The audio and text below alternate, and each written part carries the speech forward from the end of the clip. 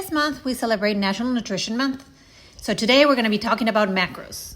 Macros, short for macronutrients, are the three primary nutrients that provide energy and are essential for body's growth, function, and overall health. And they are carbohydrates, proteins, and fats.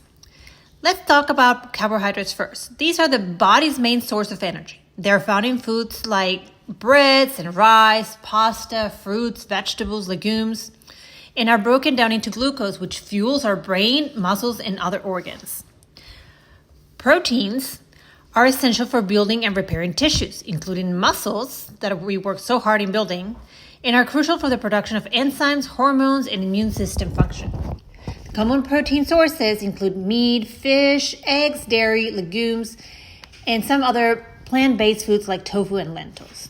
And lastly, fats are a concentrated source of energy and are important for hormone production, brain function, and absorption of fat-soluble vitamins such as A, D, E, and K. Healthy fats are found in foods like avocados, nuts, seeds, olive oil, and fatty fish. We also have saturated fats that come from meats and the trans fats that are mostly in processed foods. But we were not going to get into that much of a detail on those things right now. This slide that you have here, you're going to see how we break down each macronutrient and each one of the most trendy diets out there. Each macronutrient has a certain amount of calories per gram. If you look at protein has 4 calories per 1 gram.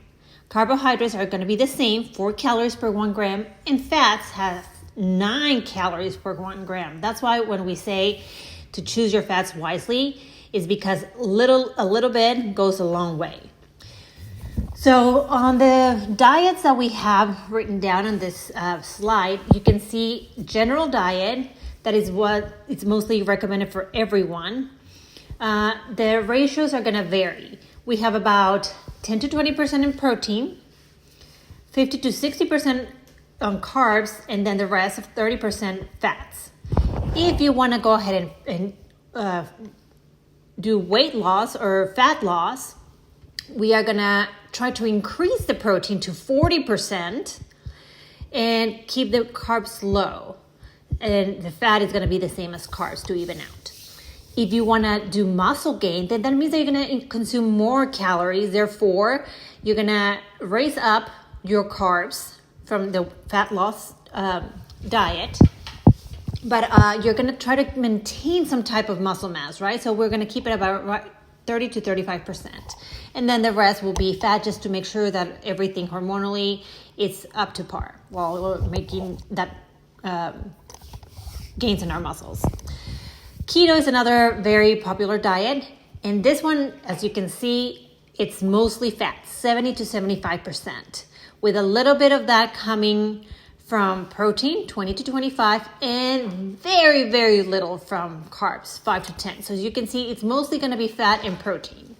And this one is mostly recommended with people are really in need to drop weight for either because they're severely obese and they need to perform surgery, or this actually was invented or somebody came up with this diet with people that had seizures because it helped control those seizures.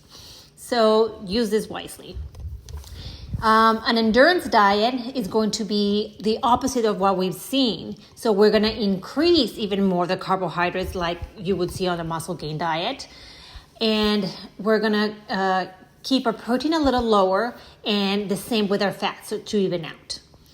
And if you want to do a body right composition, this is mostly when you have gained a little bit of weight after a show or after vacation and you want to recomp and go back to your muscles and tone body, then you want to kind of lose a little bit of weight by shedding some fat, but we want to make sure that we maintain as much muscle mass as possible. So it's going to be a little bit slower progress than on your fat loss diet, but this one will assure that you don't lose as much muscle mass as you would on a fat loss diet. You're going to see some examples as well for a 2,000 calorie diet. That's for somebody that is on a general diet. It's going to break it down for you. We have 10 to 20% of proteins, 50 to 60% of carbs, and 30% of fat. You're going to see the breakdown into calories, so you can have an idea of how many calories are in that percentage, as well as how many grams per that macronutrient. The next one is a diet for weight loss. And then the last one is a diet for endurance, just to give you an idea about how much of each macronutrient you need depending on your goals. We want to talk more in depth about macros and how to calculate according to your own needs. Next week, we're going to be going live on Instagram, so come prepared with all your questions, and or you can send them ahead of time, and we will be answering them. Hope you enjoyed this presentation.